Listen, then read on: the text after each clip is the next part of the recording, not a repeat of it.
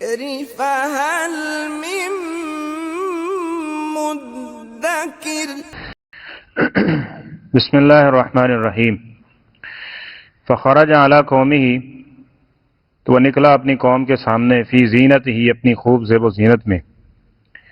قال الذین، ان لوگوں نے کہا، یریدون الحیات الدنیا، جو صرف دنیا کی زندگی کا ارادہ کیے بیٹھے تھے، یا لیت لنا، افسوس کہ ہمارے لیے بھی ہوتا، مثل ما اوتی قارون، اسی کی مثل جو قارون کو دیا گیا ہے، انہ لذو حظ عظیم، بے شک یہ تو بہت بڑے نصیب والا ہے۔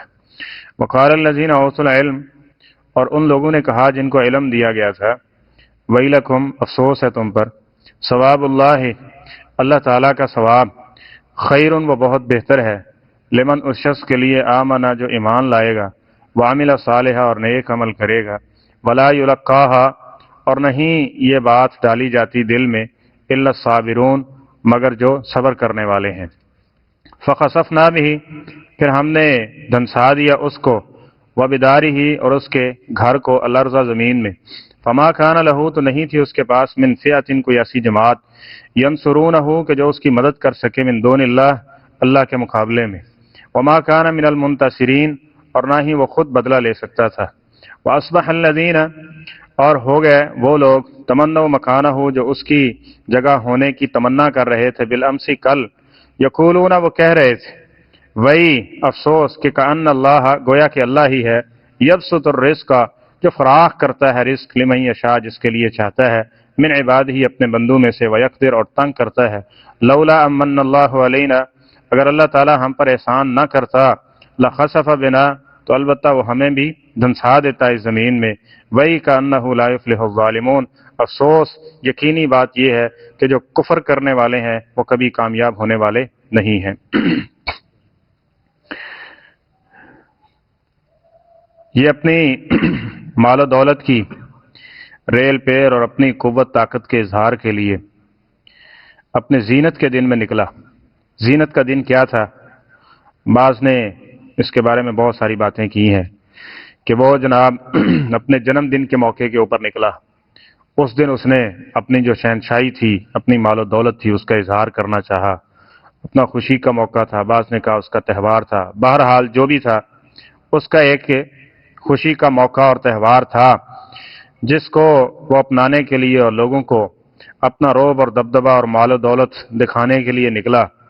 تو قال الذین یریدون الحیات الدنیا، وہ لوگ کہ جن کا مطمع نظر صرف دنیا تھا، دنیا حاصل کرنے کے پیچھے دوڑ رہے تھے، بھاگ رہے تھے، دنیا کو حاصل کرنے کے لیے جی رہے تھے، دنیا کو حاصل کرنے کے لیے صبح اٹھتے، شام کو اسی فکر میں سو جاتے، رات کو خوابوں میں بھی یہی چیزیں ان کے ذہن کے اندر چل رہی ہوتی تھیں، یہی منصوبے بن رہے ہوتے تھے۔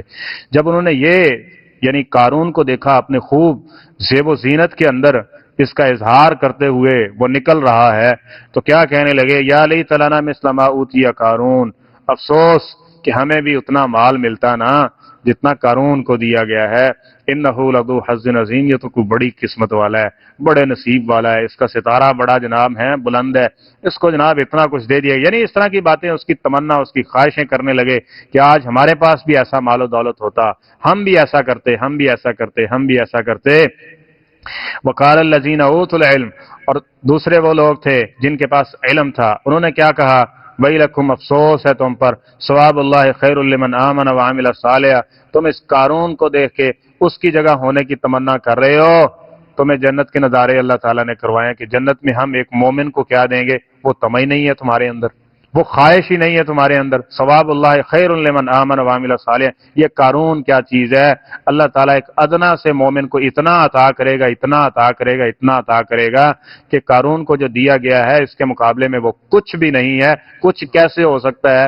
نبی کریم صلی اللہ علیہ وسلم نے فرمایا، جنت کی ایک بلشت جگہ، اور ایک حدیث میں آتا ہے لموضع صوت، ایک کوڑا رکھنے کی جگہ ہے، وہ اتنی قیمتی ہوگی، یہ جگہ جگہ اتنی قیمتی ہے، نعمتیں اور اس میں جو عطا ہونے والی دیگر نعمتیں ہیں وہ کیا ہیں اور کتنی عظیم اور کتنی قیمتی ہیں، ان کا کیا اندازہ ہو سکتا ہے۔ فرمایا ساری دنیا کے سونے چاندی ہیرے جواہرات اس میں کیا کچھ ہے، سب کو ایک ترازو میں رکھ دو، اور وہ ایک کوڑا رکھنے کی جو جنت کی جگہ ہے وہ اس ساری دنیا سے زیادہ قیمتی ہے۔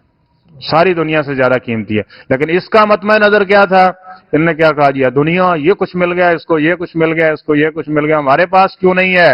تو فرمایا ویلکم، تمہارے افسوس ہے تم پر کہ جو اللہ نے ثواب تیار کر رکھا ہے نا ایمان والوں کے لیے اور جن نے عمل صالح کیے ان کے لیے، وہ اس سے کہیں بہتر ہے. ولا یلقاها الا الصابرون، اور یہ باتیں صبر کرنے والوں کے دلوں کے اندر ہی ہوتی ہیں. پہلی بات، نبی کریم صلی اللہ علیہ وسلم نے فرمایا اپنے سے نیچے والے کو دیکھو، دنیا کے اعتبار سے اپنے سے نیچے والے کو دیکھو، کیا ہوگا؟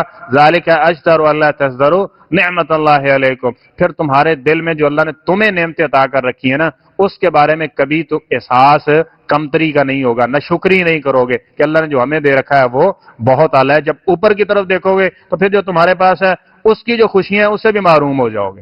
اور دین کے اعتبار سے کیا ہے؟ تم نے اپنے سے اوپر والے کو دیکھنا ہے کہ وہ مجھ سے زیادہ تہجد گزار ہے، وہ مجھ سے زیادہ متقی ہے، وہ مجھ سے زیادہ خرچ کرنے والا ہے، وہ مجھ سے زیادہ ہے اچھائی اور نیکی کے اندر آگے بڑھنے والا ہے. مجھے ایسا کیوں نہیں ہونا چاہیے؟ میں اس سے آگے بڑھوں گا، میں اس سے آگے نکلوں گا. یہی فرق ہے صحابہ کرام میں اور آج کے دور میں کہ وہ دین کے اعتبار سے اپنے سے اوپر والے کو دیکھا کرتے تھے اور دنیا کے اعتبار سے نیچے والے چٹائی پہ سو کے بھی بڑی عیش کی نیند سویا کرتے تھے. اور آج بالکل نظریہ الٹ ہو گیا، دنیا کے اعتبار سے ہم دیکھتے ہیں اپنے سے اوپر والے کو اور دین کے اعتبار سے دیکھتے ہیں مولوی پاگل ہے، نماز پڑھ رہا ہے یہ پاگل ہے، یہ تہجد صبح صبح اٹھ کے رب کو منا لے، سانو فلانے نے کلیہ دسیا، یہ کر لو وہ کر لو اور سارے نے بخشیاں جانا، یہ ہو جائے گا وہ ہو جائے گا. یعنی دین کے اعتبار سے جو دینی عمل ہے اس کو ردی کی ٹوکری میں پھینک دیا. یہ وہی قارون بننے کی کوشش کر رہے ہیں. اور آج آپ دیکھ رہے ہیں ہر بندہ یہ دکھا اور پیسہ کمانا، پیسہ ایسے آئے گا، پیسہ بناؤ پیسہ بناؤ پیسہ بناؤ پیسہ بناؤ، بس ریل پیل ہونی چاہیے. یاد رکھ لیں جب صرف پیسہ نظریہ بن جائے گا نا، آج کل کے یہ موٹیویشنل سپیکر اور آج کل کی یہ جو تعلیم ہے جس میں علم نہیں ہے، علم وحی نہیں ہے اس کے اندر، وہ قارون بنا رہی ہے، فرعون پیدا کر رہی ہے. 21ویں گریڈ کا افسر ہے، 22ویں گریڈ کا افسر ہے، ایک غریب آدمی جو سارا دن دیہاڑی کر کے اپنے بچوں کی مزدوری کر کے آتا ہے، اس کا پیٹ کاٹ کے اپنی خوشیاں اور اپنے حرام کاموں کے اوپر وہ لگا رہا ہے. اس کا جب تک وہ رشوت نہیں لیتا، اس کا خون نہیں نچوڑتا، تب تک اس کو چین نہیں آتا، اس کی زندگی کا حصہ بن چکا ہے. ایسی تعلیم کو کیا کرنا ہے بھائی؟ یہ وہ تعلیم نہیں ہے جو قارون اور فرعون پیدا کر رہی ہے. جب علم وہی ساتھ نہیں ہوگا نا، صرف دنیا ہوگی، دنیا کے پیسہ کما لو، پھر قارون پیدا ہوں گے لوگ، فرعون پیدا ہوں گے. اور آج ہر بندہ قارون اور فرعون بننے کے چکر میں ہے. اپنے بچوں کو، اپنی اولاد کو قارون اور فرعون والا نظریہ نہ دیں، بلکہ یہ نظریہ بھی ساتھ ہو، پہلے دین ہے ساتھ میں دنیا ہے. جس طرح نبی کریم صلی اللہ علیہ وسلم نے فرمایا نا، جو قوی مومن ہے وہ کمزور مومن سے یہ بھی نہیں ہے کہ بندہ رہبانیت اختیار کرے. فرمایا رہبانیت ہم نے تم پہ فرض نہیں کی ہے، تم کماؤ اللہ کے راستے میں خرچ. فرمایا نہیں ہے نا، کوئی بندہ یہ خواہش کرتا ہے کہ میرے پاس بھی یہ مال ہوتا جس طرح یہ آدمی نیکی میں خرچ کر رہا ہے میں بھی اسی طرح خرچ کرتا. یہ خواہش ہے نا، یعنی اچھائی کی. یہ کیا ہے؟ ساتھ میں علم ہے. بھائی مال و دولت دنیا کی نفی نہیں ہے، یاد رکھیں. آج یہ سبق پڑھایا جاتا ہے جو قارون اور فرعون بنا رہے ہیں نا، قارون اور فرعون بنا رہے ہیں، خود قارون اور فرعون بنتے ہیں لوگوں کے پیسے اور سرمایے کے ساتھ. کہ قارون اور فرعون کا نظریہ لوگوں کو دے رہے ہیں. وہ کہتے ہیں یہ مولوی کہتے ہیں دنیا چھوڑ دو اس کو. بھائی یہ کسی کتاب میں نہیں لکھا ہوا، یہ نبی علیہ السلام کی تعلیمات ہے، نہ یہ قرآن کی تعلیمات ہے. تعلیم یہ ہے کیا؟ دنیا بھی اچھی حاصل کرو لیکن دین بھی اچھا ہونا چاہیے. دین کی نفی کرو گے تو قارون اور فرعون پیدا ہوں گے، اور اگر دین ساتھ لے کے چلو گے تو یہاں سلیمان علیہ السلام کی بھی مثال موجود ہے. جس سے بڑا غنی اس دنیا میں پیدا ہو ہی نہیں سکتا کوئی، جس سے بہترین حکمران اس دنیا میں آ ہی کوئی نہیں سکتا. وہ کتنے کیا تھے؟ وہ اللہ کے نبی اور رسول تھے. ساتھ میں یہ بھی تھا تو کسی پہ 1 انچ 1 ذرہ برابر بھی ظلم نہیں کرتے تھے. اور جب ساتھ یہ نہیں ہوگا، قارون اور فرعون کا نظریہ دیا جائے گا تو یہ بھائی بھائی کو قتل کرے گا، یہ باپ کو گھر سے نکالے گا، یہ ماں کو سمجھے گا کہ یہ اب میرے اوپر بوجھ ہے. ٹھیک ہے؟ تو اس لیے کیا کہنے لگے؟ ان جن کے پاس علم تھا، یعنی علم وحی تھا، انہوں نے کیا کہا؟ ایمان اور عمل صالح کی وجہ سے جو چیز ملنے والی ہے نا، حلال کے ساتھ جو چیز ملنے والی ہے وہ اس حرام سے کہیں زیادہ بہتر ہے. ٹھیک ہے؟ تو فخسفنا به، اللہ تعالیٰ کیا فرماتے ہیں؟ ہم نے کیا کیا؟ اس کو دنسا دیا زمین میں. وبدارہ الارض، اور اس کے گھر کو بھی. یہ اللہ کا فضل ہے، اس کا رحمت ہے کہ بڑے قارون اور فرعون آج بھی ہیں، نظر آ رہے ہیں. ان کے باتیں اور ان کے اعمال و افعال دیکھ کے نا کہ قارون و فرعون کی یادیں تازہ ہو رہی ہیں، لیکن اس کا کرم اور فضل ہے کہ وہ ان قارونوں اور فرعونوں کو غرق نہیں کر رہا، موقع دے رہا ہے ہمیں بھی اور انہیں بھی. یہ موقع دے رہا ہے ان کو، اور کبھی کبھی ہو بھی جاتا ہے، ایسا کر بھی دیتا ہے، جس طرح نبی کریم صلی اللہ علیہ وسلم، یہاں دو مثالیں، ایک مثال تو یہ ہے کہ جس طرح ہم نے فرمایا اس کو، اب بہت سارے ہیں اس وقت، کیا یہ سب ایسے قارونوں اور فرعونوں کے لیے اور ایسا نظام دینے والوں کے لیے عبرت ہے۔ آج دنیا کی جتنی مرضی ترقی کر لیں دین کو چھوڑ کے، نتیجہ آخر تک یہی نکلے گا، یہی نتیجہ نکلے گا کہ اس کو ہم نے زمین سمیت، اس کے خزانوں سمیت جو کچھ تھا زمین کے اندر دنسا دیا، غرق کر دیا ہے۔ تو فما کان لہ من فیہ، اللہ کہتے ہیں ہم نے پکڑا ہے، اب چھڑاؤ اس کو۔ اس کی بڑی بڑی جماعتیں تھیں جس پہ وہ غرور کیا کرتا تھا، کہتا تھا اکثر الجمع ہے ہمارا لاؤ لشکر، اوتیتہ علی علم عندی، اور بڑی بڑی بڑکے مارا کرتا تھا۔ تو فرمایا فما کان لہ من فیہ ینصرون من دون اللہ، اللہ نے پکڑا ہے، کوئی جماعت، اس کے گارڈ، اس کے بچانے والے، اس کی حفاظت کرنے والے، اس کے پروٹوکول دینے والے، کوئی بھی اس کو بچا نہیں پایا۔ وما کان من المنتصرین، بڑا قوت والا تھا، بڑا زبردست تھا، آج بدلہ لینا اللہ سے نہیں بدلہ لے سکا ہے، نہیں اپنے آپ کو دھنسانے سے بچا سکا۔ اب اللہ نے یہ ایک سوچ دی ہے، اس پہ غور کیجیے۔ وَأَصْبَحَ الَّذِينَ تَمَنَّوْا مَكَانَهُ بِالْأَمْسِ، جو کل خواہش کر رہے تھے نا کہ کاش اسیں بھی قارون ہوں، ہمارے پاس بھی یہ خزانے ہوتے، ہم بھی یوں کرتے، تو کیا کہنے لگے؟ وَإِنْ كَانَ اللَّهَ يَبْسُطُ الرِّزْقَ لِمَن يَشَاءُ مِنْ عِبَادِهِ وَيَقْدِرُ۔ ہمارے نظریے، ہماری سوچ پہ افسوس ہے، قیامت والے دن یہی ہونا ہے۔ دنیا میں جو قارون و فرعون بن رہے ہیں نا، اس نظریے پہ چل رہے ہیں، قیامت والے دن یہی کہیں گے وہی کان اللہ یبسط، یہ رزق یہ کیا چیز تھی؟ یہ تو اللہ کے اختیار میں تھا، وہ جس کا چاہے تو نبیوں کا تنگ کر دے، چاہے تو کافروں کو اتنا کچھ عطا کر دے، تو یہ تو اس کی، وہ جس کو چاہتا ہے عطا کر دیتا ہے، جس کو چاہتا ہے اس کا رزق کیا کر دیتا ہے؟ تنگ کر دیتا ہے۔ اصل چیز کیا ہے؟ وہ جس حالت میں رکھے اس حالت میں خوش رہیے، جس حالت میں رکھے اس حالت میں اللہ کی اطاعت اور فرما برداری کیجیے۔ اصل چیز یہ ہے جس کے پاس اللہ اور اللہ کے رسول کی اطاعت اور فرما برداری والا تمغہ اور دولت موجود ہے، ساری دنیا کی دولتیں اس دولت کا مقابلہ نہیں کر سکتی ہیں۔ تو فرمایا کیا کہہ رہے ہیں کہ یہ اللہ تعالیٰ کے اختیار میں تھا، وہ جس کا چاہتا ہے رزق فراخ کر دیتا ہے، جس کا چاہتا ہے تنگ کر دیتا ہے۔ لولا امن اللہ علینا، اگر اللہ ہم پہ احسان نہ کرتا، لخسف بنا، تو ہمیں بھی اس کے ساتھ زمین میں دھنسا دیتا۔ اب احسان سمجھ آئی کیا ہے؟ یہ مال و دولت احسان نہیں تھا، مال و دولت سمجھ آ گئی نا، سب کچھ اتنا کچھ عطا کرے۔ کیا کہہ رہے تھے؟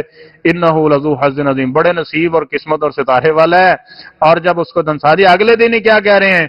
اللہ نے اس پہ احسان نہیں کیا، اس سے زیادہ ہم پہ احسان کیا ہے، ہم پہ احسان کیا ہے۔ اور پھر جانتے ہیں یہ جو زندگی کی سانسیں ہیں یہ ساری دولت سے زیادہ قیمتی ہوتی ہیں، تو جو اللہ نے وہ دے رکھی ہیں ان چیزوں کے خلاف یا ان چیزوں کے مقابلے میں اس کو تولا جا رہا ہے، تو وہ فوراً یہ اللہ نے نظریہ دے دیا، یہ سمجھایا۔ اور قرآن پاک اس لیے کہا اس کو بار بار پڑھو، قرآن یہ بار بار پڑھنے کی کتاب ہے، یہ سینہ کھولے گی تمہارا، یہ تمہارے جو وسوسے اور شیطان نے اور جو شیطانی باتیں اس میں آتی رہتی ہیں دل اور دماغ میں، اس کو یہ صاف کرتی رہے گی، اس میں نور آتا رہے گا۔ کہتے ہیں اگر اللہ نے ہم پہ احسان نہ کیا تو تمہیں احسان کیا ہے کہ اللہ نے ہمیں بچا لیا، یہ ساری دولتیں کام نہیں آئیں ہیں، جس کو اللہ نے چاہے وہی کانہ لا یفلح الکافرون۔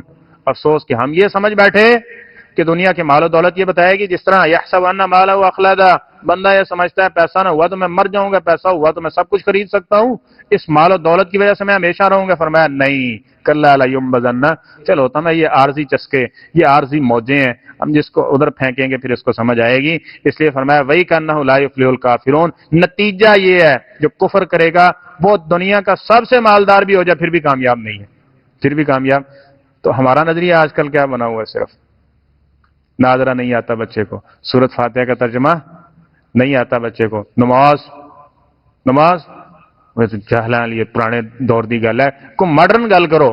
انہیں دیتا کی ہے مولویوں نے، بھائی مولوی صاحب کے پاس آپ نے فاتحہ سیکھنے کے لیے بھیجا تھا، اس نے سکھا دیا، وہ جناب اس کو انجینئر کو نہیں بنایا، تو جڑا تسی کروڑوں روپے لگائے ہیں تم نے یونیورسٹی میں اور جناب سالوں وہاں برباد کیے ہیں، یہ کام تو ان کا تھا، ان کی ناکامی اور ان کی جو سمجھیں کہ انہوں نے جو برباد کیا آپ کو، اس کی بھی ذمہ دار آپ اس مولوی کو ٹھہرا رہے ہیں جس سے صرف فاتحہ سیکھنے گیا تھا، وہ اس نے سکھا دی، اور اس کے بعد نہ اس کے پاس گیا، جمعے کے لیے آتا ہے، ہفتے بعد آدھا گھنٹہ مولوی صاحب کو دیتا، آدھا گھنٹہ بھی بڑے قسمت والے دے دیتے ہیں، مگر نہ آپ تو صرف 2 سے 3 منٹ ہے جماعت سے پہلے آئیں گے، آئے اور گئے، دیا گیا تم نے مولوی صاحب کو جو مولوی صاحب آپ کو کچھ دیتے۔ تو ساری اپنی ناکامی اور بربادیوں کا ذمہ دار کس کو ٹھہرایا؟ ایمان والے کو، دین والے کو۔ تو یہ یاد رکھیں جو کچھ بھی اگر یہ نہیں ہوگا تو پھر سب کچھ ہونے کے باوجود اس دنیا میں قارون اور فرعون تو پیدا ہوں گے، پھر چیخیں سنتے رہیں گے، کبھی وہ شکار ہو جائے گا، کبھی وہ شکار ہو جائے گا، کبھی وہ شکار ہو جائے گا، اور ہر بندہ ہی شکار کے اوپر بیٹھا ہوا ہے، ہر بندہ جس کا یہ نظریہ ہے صرف مال و دولت اور پیسہ کماؤ، دین نہیں ہے اس کے پاس، نماز کا وقت نہیں ہے اس کے پاس، زکوٰۃ کی کوئی ہے اس کی کوئی فکر نہیں ہے، عزیز و اقارب رشتہ داروں کے حقوق کچھ بھی نہیں ہے اس کے ذہن میں، تو پھر اس کا آخر پہ نتیجہ یہی نکلے گا۔ اور اب یہی ہو رہا ہے بڑی تیزی کے ساتھ۔ یہ کیا اس نظریے کو کس طرح پروموٹ کیا جا رہا ہے؟ آخری بات ختم کریں کہ دین کے علم کی کلی طور پہ نفی، اور دنیا سوتے ہوئے بھی پلاننگیں کرو، رات کو بھی پلاننگیں کرو، دن کو بھی پلاننگیں کرو، سفر پہ ہو تو تب بھی اپنا ٹریڈ جاری رکھو، یہی ہو رہا ہے نا۔ دین کے اعتبار سے بالکل نفی، تو یہ سراسر قارون اور فرعون پیدا کرنے والا نظریہ، اور وہی تعلیم اور وہی تربیت اور وہی سوچ اور وہی فکر، اور اسی ڈگر کے اوپر چل رہے ہیں۔ پھر اس کا نتیجہ سامنے ہے، بھائی اوزوں کا فرعون نہیں بچ سکیا تو آج کے فرعون تو پھر قرب قیامت ہیں، یہ کیسے بچ پائیں گے؟ یہ عارضی مہلتیں ہیں، عارضی سب کچھ ہے۔ اس لیے قارون و فرعون بننے سے بچیں، بلکہ جس حالت میں ہیں پہلی تو چیز یہ ہے کہ ایمان اور عمل صالح کی طرف آئیں، اور ایمان و عمل صالح کے ساتھ آتنا فی الدنیا بہتر ہو جائے جتنا، ربنا آتنا فی الدنیا حسنہ وفی الآخرۃ حسنہ، دونوں بہتر ہونے کی کوشش ہونی چاہیے، لیکن کیا ہے کہ ساتھ ایمان اور عمل صالح، نماز، روزہ، اسلام کے احکام اور اصول ساتھ ہوں، تو یہ ایک بہترین زندگی ہے۔ اللہ تعالی ہمیں یہ بہترین زندگی نصیب فرمائے۔ صدق اللہ العظیم۔